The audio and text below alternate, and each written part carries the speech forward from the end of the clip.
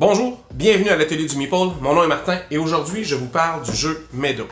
Comment organiser Meadow? Vous allez me dire, on n'a pas besoin de l'organiser, il y a déjà un insert dedans.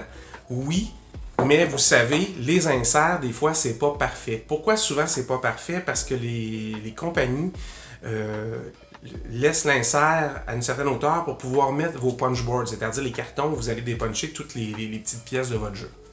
Et là, tout d'un coup, il y a un jeu, c'est libre.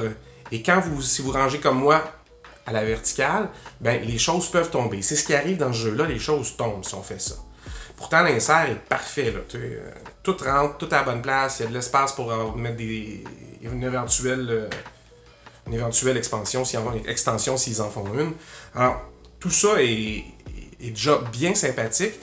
Alors, vous pourriez prendre vos punchboards et les mettre sous l'insert pour le souffler vers le haut, mais ça a quand même un certain poids puis je ne vous le conseille pas. Je vous propose autre chose, on regarde ça ensemble.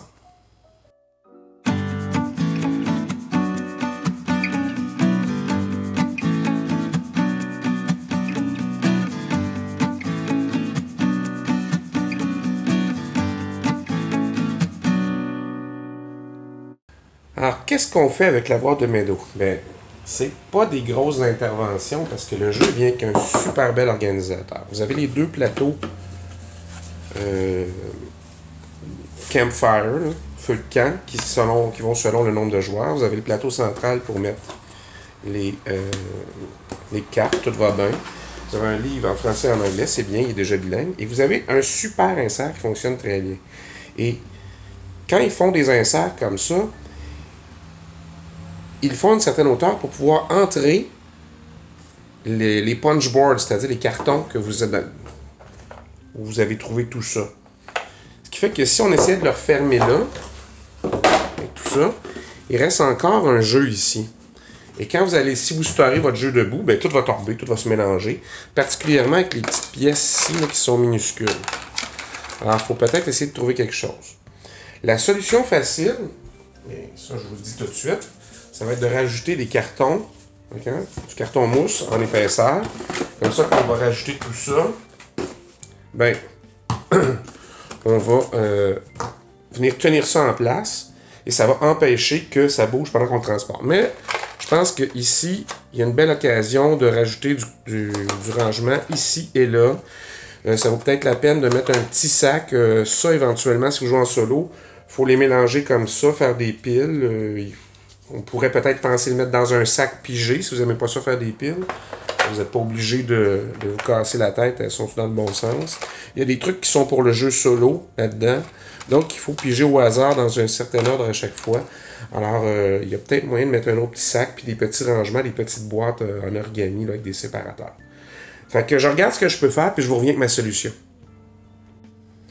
Alors qu'est-ce qu'on fait pas avec l'organisateur de Meadow?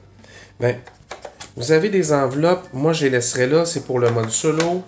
Vos petites cartes, vous les laissez dans les sabots déjà. Il y a de l'espace si vous voulez les sleever. Il parle d'une petite extension de quelques cartes avec des sleeves qui vous fourniraient avec. Vous verrez si ça vous intéresse éventuellement.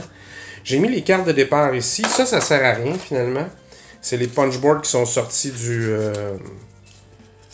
d'un des plateaux, fait qu'on n'en aura pas besoin. Fait que ce que je vais faire, c'est que je vais mettre les 4 cartes qu'on a besoin de départ pour chaque joueur. Le jeton premier joueur comme ça. Et j'ai fait une boîte. Pour mettre les trucs qui sont un peu lousses. Là. Puis la boîte, je l'ai faite haute exprès pour qu'elle rentre parfaitement là. Comme ça, s'il se rajoute des choses un moment donné, c'est pas long à démêler. Là. Il y a une douzaine de petites rondelles. Je vais les mettre là. J'ai fait un petit couvercle. Comme toujours, le couvercle, je l'ai fait 2 mm plus large que la boîte, puis 0,5 de moins. Ce qui fait que elle rentre parfaitement là. Vous pouvez la sortir. C'est surtout que les morceaux sont petits. Alors, je trouvais que ces affaires-là, là, c'est minuscule. Minuscule. Tant qu'à faire des jetons, il aurait pu les faire une petite affaire plus gros. Dans le solo, ils ont fait plus gros. Je vois pas pourquoi ils sont allés si petits. Puis ça, c'est des marqueurs pour bloquer des espaces quand vous jouez en solo ou à deux, je pense. Mais ça aurait pu être plus gros que ça, plus long, même si ça sortait du board pour montrer que vous ne pouvez pas l'utiliser. Mais bon, ils ont choisi ça. Alors la petite boîte, c'est vraiment que pour s'assurer qu'on ne perd rien, que ça reste dedans. Qu'est-ce que j'ai fait aussi avec les petits jetons qui vont sur le board? Alors ça va partout ici, comme ça. C'est des objectifs, puis quand vous arrivez à faire une paire d'objectifs, vous pouvez mettre un de vos petits jetons de couleur que je trouvais trop petit tantôt, là, juste là. Alors, tout au long de la game, c'est une action que vous pouvez prendre. Ben, je leur ai fait un petit... j'ai acheté un tout petit sac, j'en ai toujours en réserve.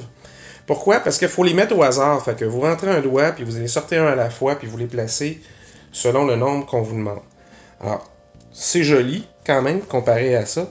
Puis, à un sac de plastique, par exemple. Puis, ça permet vraiment de les prendre au hasard parce qu'elles sont dans un sac. Il y a aussi un mode solo. Puis, le mode solo va vous demander, mettons, de prendre une couleur, comme ça, puis de mélanger les 3 autres couleurs pour gérer l'automa, le bot, puis de faire des piles. Moi, je suis pas très pile dans la vie, comme je trouve toujours qu'on les échappe, toutes les kits. Alors, je les mettrai directement dans le sac et je les pigerai dans le sac si j'essaye le mode solo. On n'est plus obligé de jouer en solo, c'est bien, mais on peut jouer avec des amis maintenant qu'on est vacciné. Mais ça permet d'y aller au hasard, de ne pas se poser la question. Alors, ça va rentrer parfaitement là. Et c'est là que tantôt je vous disais que je suis pas toujours d'accord avec Tom Vassell, de Dice Tower. Lui, ce qu'il disait, c'est que l'insert de plastique ne sert à rien parce qu'une fois qu'il range, parce que lui est comme moi, il les range debout, ses boîtes toutes tombent. Mais c'est certain, tout ce cardboard-là, tout ce carton-là, était dans des punchboards qui étaient ici puis qui gonflaient ça jusqu'en haut. Ils font jamais les boîtes plus hautes parce que ça prend plus de place dans le transport. Puis vous savez comme moi à quel point le transport est rendu dispendieux puis qu'ils ont des problèmes avec. Alors moi, ce que je vous suggère, c'est le carton mousse. Tout ce que vous avez à faire, vous voyez, moi, j'ai vraiment pris ça au Dollarama ici.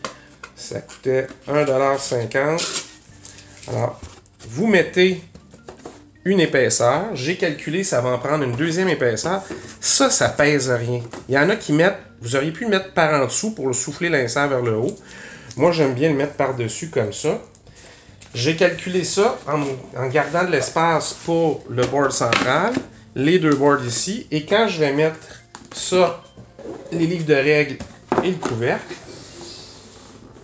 ben c'est là, il n'y a rien qui se déplace. Vous pouvez le réouvrir. Et tout ça est resté à sa place. Ça aurait été plus difficile pour les tout petites affaires, pour ça que j'ai fait une boîte. Mais ça ici, c'est pas tombé. Les cartons ici sont pas tombés. Ça n'a pas bougé. Les cartes se sont pas mélangées. Parce que les cartes ici, là, elles sont carrément libres. Là. Alors, je les laisse carrément là. Dans le sabot, ça va plus vite. Le setup est super rapide à faire sur ce jeu-là. Fait que c'est tout simple. Puis, je vous le dis, le carton mousse, c'est vraiment la solution. Là. Ça pèse rien. Ça vient sceller tout ça. Ça a une légère pression. Juste parce que ça arrive flush avec le couvercle. Et vous êtes prêts. C'est fini. C'est tout simple. Alors, ça fait longtemps que je ne vous avais pas parlé de mes petits sacs que je mettais pour... ça fait plus joli quand vous le sortez sur la table. Mais ça fait aussi que vous ne cherchez pas vos pièces. Elles sont exactement au bon endroit. Alors, vous avez vu, ça prend pas grand-chose. L'avis de Tom Vassell dans le monde du jeu de société, ça a beaucoup d'importance. Et lui, il jugeait que le jeu était excellent, mais que l'insert ne servait à rien. Moi, je suis pas d'accord. L'insert fonctionne très bien. Tout ce qui manque, c'est de coincer l'insert avec le couvercle pour pas que ça bouge. Achetez du carton mousse, là. Avec un bon X-Acto, c'est une intervention qui va vous prendre même pas une minute. Et voilà, vous allez régler le problème. 2 épaisseurs de carton mousse 0.5. Paf, c'est fini.